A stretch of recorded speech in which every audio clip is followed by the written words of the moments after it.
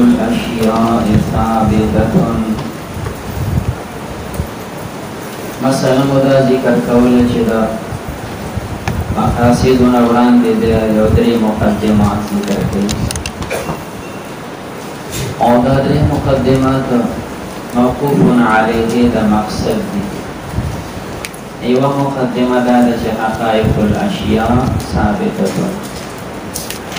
تفسیر د مسئلې لږ مخکې راځي. یو جماعت د سو بستائیه ورته وایي، په دې کې درې ډلې دي. دوی وایي دا چې څومره اشیاء دي نو د دې څه حقیقت نشته. هلکه دا ملا شتې څه ووایم، دا ناس نه دی، دا ستاسې خیال دی. هلکه دا کتاب شتې، نه کتاب حقیقت نشته، داسې نوم دی. دا په لاس کې میانستی نه دی، دا ستا وهم دی، ستا فکر دی، ستا خیال. ته چې څادر په سر واچې او مراقبه کوې نو څوک به ښایسته مراقبه کوي، معیت مع الله سوچونه به کوي، د الله د فضل او د احسان سوچونه به کوي. او څوک چې کوم دی خبره ځان له کېږي سوچونه به د لیلا کوي، نو څوک به د الله سوچ کوي او څوک به د لیلا سوچ کوي. خو دا چې د لیلا سوچونه ته کوي چېرې دا کوېدن شول او دا واده شو او دا مې چې کوم دی ناوې راغله او دا ټول او بیا چې کوم دی پالن کې ناستې مو دا مې وکړه دا مې وکړه، خو چې دا سر هرې ساتر لري نو هېڅ هم نشته. دا څه خیالات. دوی وایي دا هر څه چې تاسو وایي دا دغسې خیالات دي. دا جومات دی لکه نه ستا خیال دی، دا مدرسه ده نه ستا خیال دی. داسې یو جماعت دی. یو جماعت پکې داسې وایي چې نه دا ستا چې کوم دی دا خیال تابع دي. که ته وایې چې دا میک دی نو ټیک ده میک دی، او که ته وایې دا انسان دی بس انسان دی، او ته وایې دا خر دی نو دا خر دی. چې ته ورته څه وایې دا څیزونه ستا د طبیعت تابع دي. پښتو کې ورته وایي توت ته چې بکیانه وایي هغه دا خلک دي که نه. نو داسې یو جماعت دی چې دوی وایي حقیقت د څیز نشته. دا یو حقیقت دی زه په لاس وخت رب رب رب دي، وایي نه نه دا حقیقت هېڅ نشته. وایي شوه لکه په دې خبره. نو د دغه جماعت د تردید دپاره ځکه چې تا دوی نه یې رد کړي د الله وجود نه ثابتېږي. اول به ته حقیقت د شی منې چې دا تپایي شتې، دا سوپه شتې، دا میز شتې، زه پخپله یمه، ته یې، دا جومات دی، مدرسه ده، پکې دی، دا هر څه حقیقتونه شتې. چې دا حقیقت هم موجود شي بیا به وایي موږ په دې پوهېږو، هسې هوایي خبرې نه کوو. په دې مې علم دی چې بوتله ته ناست یې، په دې مې علم شتې چې هر کله دا څیز موجود شو ستا پې علم هم راغلی. دا کوم شی چې موجود دی او په کوم زما علم دی دا محدث دی، دې دپاره حادث پکار دی، هغه الله دی. چې تا دا حقیقت نه منلی الله به څنګه ثابت دی؟ خیال کې راغله خبره. نو دا یوه مقدمه ذکر کوي حقایق الاشیاء، حقیقت د څیز چې کوم دی نو دا شتې، ثابت معنی موجود دی، شتې. په دې مطلب پوه شوې لکه ښه چې اوس وضاحت د دې عبادت کوو. دې موقع باندې دا چې کوم دی یوه قضیه ذکر کړه، جمله اسمیه ورته وایي، قضیه ورته وایي. او په دې کې چې کوم دی یو عقد وضع دی، ترکیب اضافي، حقائق الاشیاء. دویم عقد حمل دی، مفرد ثابتة. نو یو به وضاحت د مضاف پکار وي، یو به وضاحت د مضاف الیه پکار وي، عقد وضع به پوره شي. بیا پسې عقد حمل دی ثابته، د دې وضاحت پکار دی. نو چې د دریوانو ټکو وضاحت وشي نو تا ته به جمله معلومه شي. جمله به تا ته شارح درښیي او مطلب تا ته ما د بهر نه ووایي چې په دې جمله کې مطلب زموږ څه دی. دا مقدمه وه، په چا مرد کوو، په هغوی مرد ولې کوو چې څو تا حقیقت د شی نه یې منلی اخوا واجب تعالی نه ثابتېږي. نو بیا فرمایي چې حقیقت الشیء، حقیقت الشیء دا وضاحت د مصاف دی په عقد وضع کې حقایق. بیا فرمایي حقایق، حقیقت الشیء. حقیقت الشیء سره چې کوم دی تعبیر ذکر کوي دیتا اشاره کی چه دا حقایق جمع دا حقیقتون دا او دا جمع دا حق ندا یو غرض حقائق جمع دا حقیقتون دا نسکا فرمی حقیقتون او دا جمع دا حقون ندا دویم غرض وضاحت کی دا حقیقت وجه دا دا چه خفاد جموع دا بنای پا خفاد مفرداتو باندی او وضاحت دا جموع دا بنای پا وضاحت دا مفرداتو باندی نده وضاحت دا مفرد کی چه حقیقت دی او چې کله ته مفرد وضاحت وپېژنې نو د جمع هغه وضاحت به درته معلوم شي دا یې دویم غرض و په دې دویم غرض باندې موږ یو اعتراض دفع کوو اعتراض دا واردېږي چې شرح دا وضاحت د کتاب او د مشروع وي ماتن د هغې دپاره شارح خدمت کوي نو دا شرح خادم یو متن مخدوم وي لہذا شرح چکی دا دا متن کیگی متن خدا دے چے حقائق او دی خواہ چے شارح ذکر کی نو دے وضاحت دا حقیقت کی دا کم سیز چے تو وضاحت کی چے حقیقت دے غفا متن کی نشتا او چے کم متن دے دانی تا وضاحت ونک نو شرح خلاف شو دا مشروعنا دا اعتراض فیم غرض من چے بیاناؤن دا اعتراض متفقاؤ حاصل د دفیه دا چې منو حقایق دا جمع ده مفرد حقیقتون ده او چې هر کله حقیقت وضاحت مو وکړو وضاحت د مفرد سره به وضاحت د جمع راشي ځکه طریقه دی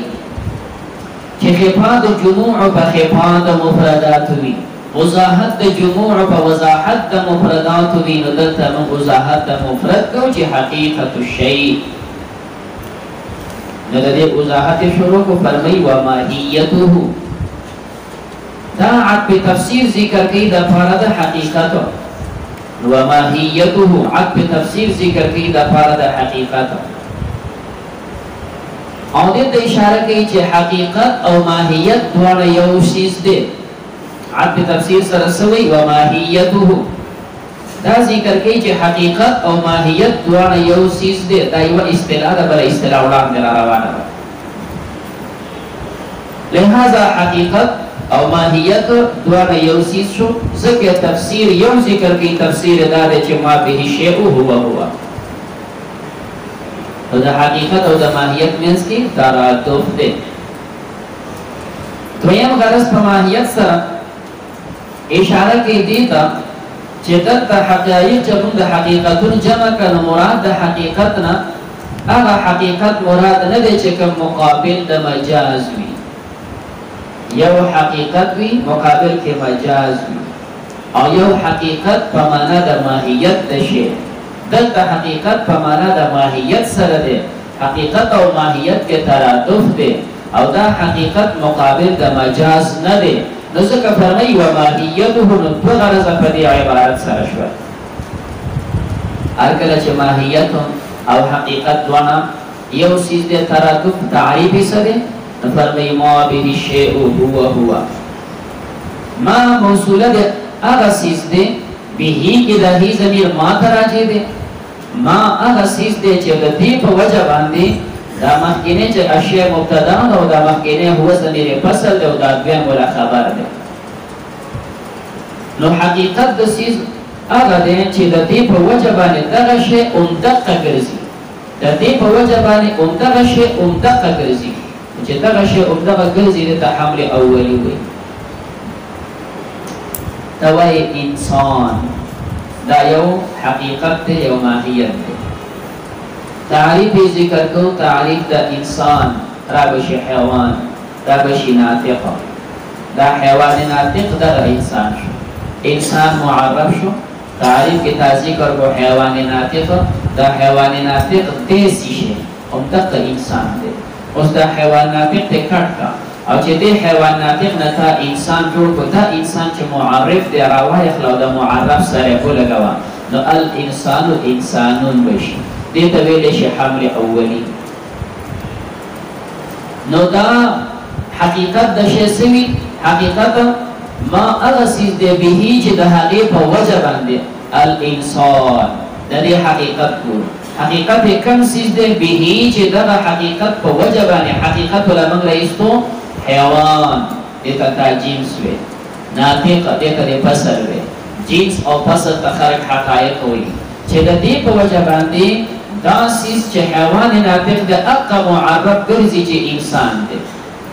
نو هغه انسان او دا حیوان ناطق دواړه یو سیز دی که تو دا حیوان ناطق کټ کې او د دې په ځای باندې ووایه دا انسان اوس دا انسان راوړه چې معرف دی کو او هغه معرف دی متوجه کړه چې له جوړ شي الانسان انسان حمل اولی به نه جوړ شي دا حقیقت د سیز نو فرمایي دا چې ما به الشيء هو كالحيوان الناطق لك حيوان ناطق دا حقیقت د چا لپاره انسان د انسان لپاره دا خود دې ټکی وضاحت لکشان په بهر مرقات تلاړ شه انت تاسو وای هل حقیقت او ماهیت چلاله دغه لپاره سچ کم دې اصول وی سچ کم دې اجناس وی او صد عرض عام وی او صوت چې کم دې خاصه وی تاسو وای چې کم تعریف جوړیږي د جنس نه او د فصل نه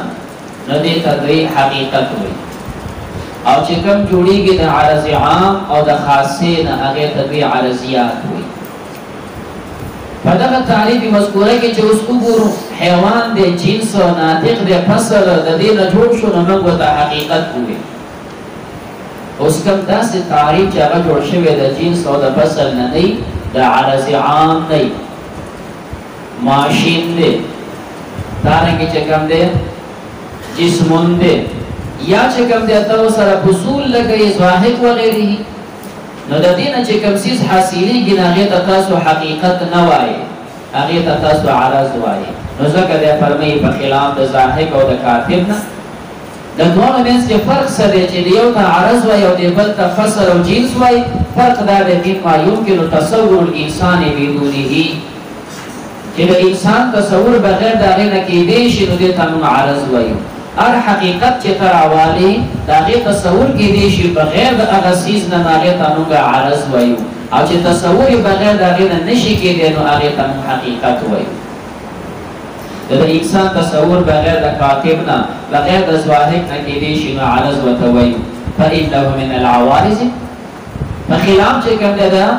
انسان تصور دا بغیر د حیوانیت او د ناطقیت نه نشي کېدی نو هغه ته موږ چې کوم دی بیا حقیقت وایو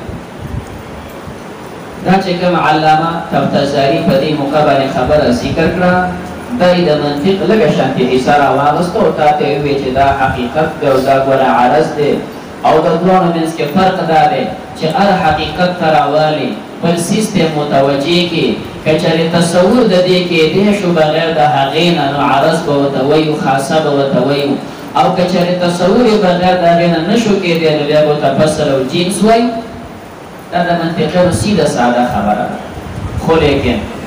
کوم چې محققین دی په دې ټکي کې ورتخیل دي نو هغه وایي دا صرف اصطلاح ده او فرق په دې کې چې کوم دی دا د غوامضو نه دی سلم کې تا مسله ویلې ده د جنس او د فصل د جنس او د عرض عام په منځ کې او د فصل او د خاصه په منځ کې فرق کول دا د غوامضو نه دی دا ته چا ویلي دي چې ګینه حیوان جنس دی او ماشین دا عرض عام دی په انسان کې ماشین نشته او په دې کې حیوانیت نشته په دې کې ماشین نشته او په دې کې جسمیت نشته نبی دې یو ته جنس ور او بل ته چې کوم دی عرض عام ول دي چې معنا مې دا ده هل کلام خبره شته پکې دوه همدارنګه په دې انسان کې ناطقیت اومشته او په دې کې ظاهریت اومشته او ته نه دا یو فصل دی او دا بل عرض عام دی دا ته چا ویلي نو چې ارکله تا خبره پیچیده و نو زګ سلم ولا وی والفرق من الغوامض پدې کې فرقونه کول غواړه دا ډېر جوړ دي او دومره خبره ده چې دا کلام صرف په اصطلاحات باندې بنا دی دوی اصطلاح دا جوړ کړی دا چې دا حیوان دی او دا جسم دی دا تمګه جنس وایو او د ناطق ته فصل وایو او د ماشین ته عرض عام وایو او د ظاهر ته خاصه وایو دا دوی اصطلاح ده نو که په اصطلاح باندې خبره حمل کې جو ټیک ده او کنا په تحقیق خبره کې او فرق پیدا کې نه پیدا ډیر جوړه خبره ده چې یو بل نه جدا کوي نو دې په ظاهر خبرو کوي دا حقیقت او دا عرض ته او دې نه چې کوي حقیقت ته شی جوړي زمو خبره دا شوله چې حقیقت او ماهیت موږ به دوه یو سیس دي د دوه منځ کې ترادف دي او تعریف تا ذکر کو چې ما به شی او هو دا یو اصطلاح وجتا ورته اوس دغه اصطلاح ذکر کې او فرمایي حقیقت او ماهیت کې فرق دی خدا فرق اعتباری دی د دوی په منځ کې اتحاد ذاتی دی او فرق ورپکې اعتباری دی ځکه وړاندې چې دا فرق ذکر کې دا په حیثو ذکر کې من حیث انه دا انسان دے من حیث کونه ساکنن فی الباجور نو باجوریون من حیث کونه ساکنن فی المردان نو مردانیون فرق دی پیدا کا بحیثو سرا دا که انسان دے دا فرق اعتباری دے نور چکر دے انسان یو شیر کم فرق چی رازی بحیثو سرا غطا فرق اعتباری ہوئی نو دارنگی حقیقت او ماہیت او تشخص دا دیوانا چروالی دے که اتحاد ذاتی دے فرق پک اعتباری ولی دے سکا فرق حاصلی کی بحیثو سرا اسے فرق اشارہ کی دویم اصطلاح وقد یقال ویلیش ان ما به الشیء هو اگا چه پکم بالی درسید کم دقا گرزی نبی اعتبار تحققه پا اعتبار دا وجود دا همی سرا پا دی اعتبار سرا چه دا یو موجود دے نو حقیقت دا بیا حقیقت دے دا ماهیت ما به شی په اعتبار د وجود سره چې وایي چې دا موجود دی وي دا حقیقت او حقیقت وجود کوي یوا و به اعتبار تشخصه او په اعتبار د تشخص سره چې دا شخصیت والی معین والی نو هویت دا راوته د هو نه دی هو ضمیر مفرد دی هو معنا د یو شخص دی په اعتبار د تشخص سره چې وایي نو به هویت بیادا یو مشخص دے چه کم دے نبیانه تا چه کم دے تشخص ورتوی او دریب وما قطع النظر عن ذالکا چه پدک نا حقیقت او تحقق وجود معتبر کی نئی تشخص معتبر کی تری دوان نظر کرد که ماهیتون دیوتا ماهیت ہوئی استاد فرق معلوم شده دیوانو پمینس کی دا دویم اصطلاح ہوا ترتیب پوری دا وضاحت کو دا عقد وزی دا مضاف حقائق دا حقائق وضاحت تاتاو اس دین چکم دیتا کیا تھا عقد وزا کیا تھا اشیاء دی حقائق الاشیاء نفرمی الشیعو اس دا شیع وضاحت کی الشیعو شیع ستوئی والشیع عندنا هو الموجودو شیع زمان پنیس بانے داوی ریشی موجود تا ماکین ذکر کری اشیاء دے وضاحت کی دا شیع تا تن اس خبر ذکر کولا چه دا وضاحت دا مفرد کی ازکا چه خفاد جموع بنای پا خفاد مفرد وضاحت دا جموع بنای پا وضاحت دا مفرد نو دے وضاحت دا مفرد کی چه وشیء نو تو اعتراض نشی کولا چه ماکین سویلو اشیاء اکو جمع بیلیو ستا اعتراض دا مخینا لارو فیما خبر ذکر کی چه شیع عندنا پتہ لگی چه عندنا نخواتا تربور دی بسو کسرشتی نفاسو تربور دی سو دے معتزلہ دی نو فکر کرو شیع چه کم دے دا اہل حق و اہل سنت بنیز باندے دا مرادف دا وجود دے مانا موجود او شیع دا دوان یو سیز دے دا اہل حق اہل سنت بنیز باندے شیع او موجود دوانا یو سیز دے دوانا مرادفین دی او اطلاق دا شیع چکی گی پا معدوم باندے نو اطلاق مجازن دے اہل سنت انکار نکی دا شیع اطلاق پا معدوم کن کی گی خو لیکن اطلاق سنگا دے مجازن نو دا شیع اطلاق پا موجود باندے دا ترادف دے دوانا مرادفین دی موجود او شیع یو سیز دے نو او دا شیع اطلاق چی پا معدوم کی گی نو بیا دا اطلاق مجازی دے کی گی خو اطلاق مجازی دے نو یوزر چی دا شیع پا معنی دا موجود اوائے اس شیع او موجود مترادفین شو دویم چی کم دے شیع معناو کہ ما یمکنو ان یعلم و یخبر عنہو د شی معنا وکي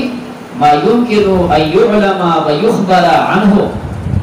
چې دا معنا وکي اوس به اطلاق د شی په معدوم هم کیږي، خدا اطلاق مجازي دی.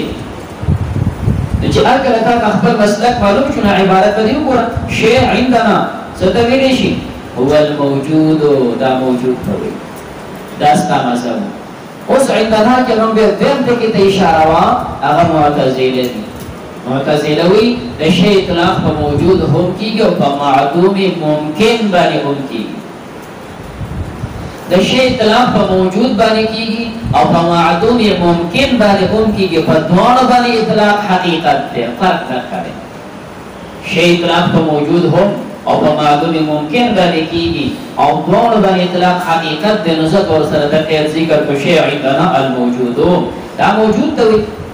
دا وضاحت چې کوم دی دا شی چې کوم مضاف الیه وو اوس له خو وضاحت کوي. نو فرمایي دی والثبوت والتحقق والوجود والكون الفاظ مترادفه. واذا صدور دي چې راواله وجود ثبوت دی، تحقق دی، وجود دی، کون دی، دا صدور ورته کې چې راواله نو الفاظ مترادفه، دا الفاظ مترادفه دي. په اعتبار د موضوع له سره په دې کې فرق نشته. تاسو وایي چې معنا یو وی الفاظ ور ډیر وی دغه ترادف وي، ردیف به مسورلې ته وي. په یو خر باندې دوه کسان سواري، دلته معنا په شان د خر او د دوه او درې الفاظ تابع د پاسه سواري، نو څنګه وته ترادف وي. لہذا د الفاظ مترادفه دي، فرق به اعتباري کوي شي، خو لیکن حقیقت کې څه فرق نشته. اوس د دې څلور واړو الفاظو معنا څه ده؟ و معناها بدیهی تصور. د دې معنا دا بدیهی تصور ده. دا د امام فخرالدین رازی رحمه الله رایه ده چې د وجود معنا دا چې کوم دی بدیهی ده. اگر چې ټول حضرات د سره اتفاق نه کوي، خو دا وایي چې دا معنا چې کوم دی هغه بدیهی ده، څه سوچ او فکر ته ضرورت نشته. تعبیر څنګه کولی شي په فارسی کې په هسته سره، په پښتو کې تمام وایي وجود سره. دا وجود هستی دا ټکي داسې وي چې کوم دی چې دا بدیهی دی. وسره فرمایي بدیهی تصور، دا داسې معنی دي چې دا بدیهی تصور ده، دا غي تصور سوچ کې دی شي. دا پکې بل ټکی راووتو، آیا اشیاء متصور کې دی شي؟ نو فلسفیان منطقیان وی او مشهور قول د متکلمین دی نه، تصورونه د سیز نشي کېدای. وجه دا ذکر کوي متکلمین چې تصور او وجود ذهنی د سیز نه، وجود ذهنی یو خو وجود حقیقی نفس الامر کې دی، یو وجود دا خارج کې دا خوشتي د دین علاوه یو دریم وجود چې په ذهن کې وایي، په عقل کې وایي. آیا وجود ذهنی د اشیاء شته؟ نو منطقیان وی او متکلمین وی نه نشته. متکلمین وجه ذکر کوي چې کله تصور او وجود ذهنی راشي نو یلزم الخلق والغرق والحرق. تصور د سیس راشي لازم بشي خلق غرق حرق او تعالی باطل دی بشکوک الثلاثه. نو تصور د اشیاء دا باطل دی. ملازمه دا ده چې کله یو څه سوچ کې او دا غسی تصور کې دی شو وجود ذهنی او تملو شي، نو دا اور د اور باندې دا غاندې سوچ کې دا چې ته سوچ وکې او دا اور کا ذهن تراولي مستعد ذهن بس وزینا او سره دې چې د منطقيانو اصطلاح د وجود الاشیاء بانفسها، وجود د اشیاء چې ذهن ترازی نفس تقسی ذهن ترازی. چې ته د اور د باټه سوچ کې دا ون د اور باټه په ذهن ته راخېجو کې دراوخه جوړه یلزم الحرق صدی بشي. همدارنګه چې کوم یلزم الخرق دا نو خار سیم ته ودرېږي د ون په تصور او سوچ کې ذهن ته راوخېږي. دا نو خار داسې چې د ذهن ته راوخېږي نو څه د ذهن بدلون شي وي. نو لازم شي ستاره ذهن په کې غلط نشي په دې وګورئ کته ته ون ور بدل غرقېږي نو ذهن لازم شي غلط. همدارنګه که تصور او وجود ذهنی د سیز د پاره وي نو دا شد ملکان دی غر تا با اگوری دا غی تصور بو که دا با ذهن تراجوت که نو چه دا کان استا پا دی ذهن که نوزی و دا سر با دی دو دیشی نو زکر بی فرمایی که دا وجود ذهنی راشی یلزم الحرق والغرق والخرق لكن نتاري باطل بشقوقها دا دیوان باطل دین وجود ذهنی باطل دا متکلمین و حضرات رائے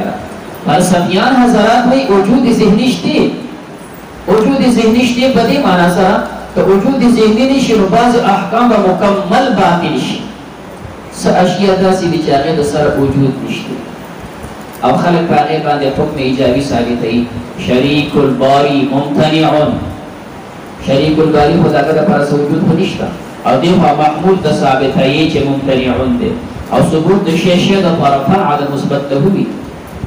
دلتا ممتنعون ثابتی او شریک الباری دا پر سر وجود شتینا نکو وجود ذهنی و لران نشی دا محمول دا چا دا پر ثابتی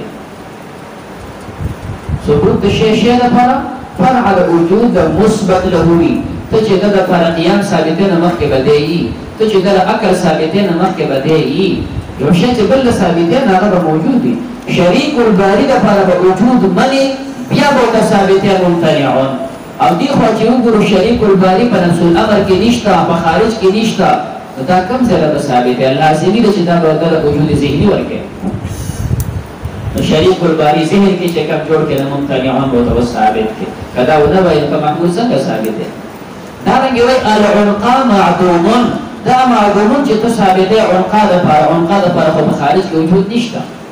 مجبورن بگاوی چه وجود ذهنی دین العنقا معدومون با تو ثابت ہے وجود ذهنی داشتی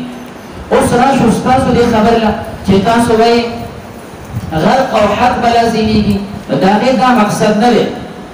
چه تو یو چیز حاصلی و تصوری که و دا طول چه کم دی ذهن تا دا آر سسر راجوت کی نه ارزه سره نه زمون حضرت استاد بتنه تعبیر کو چې کوم دی چې ته یو سیستم متوجی شي او هغه ذهن تراخی چي دا مقصد خو نه چې ستر پرده نشته ګل عزال راځه دا استاد الفاظ دا دي کنه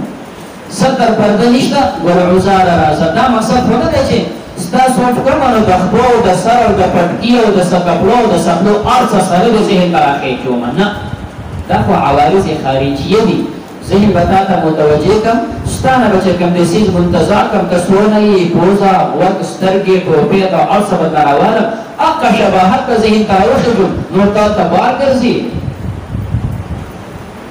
بیاد آگی سر پر ذهن کی عوارض ذهنیه و لکی دغا عوارض ذهنیه و سر ده بلن ممتاز شی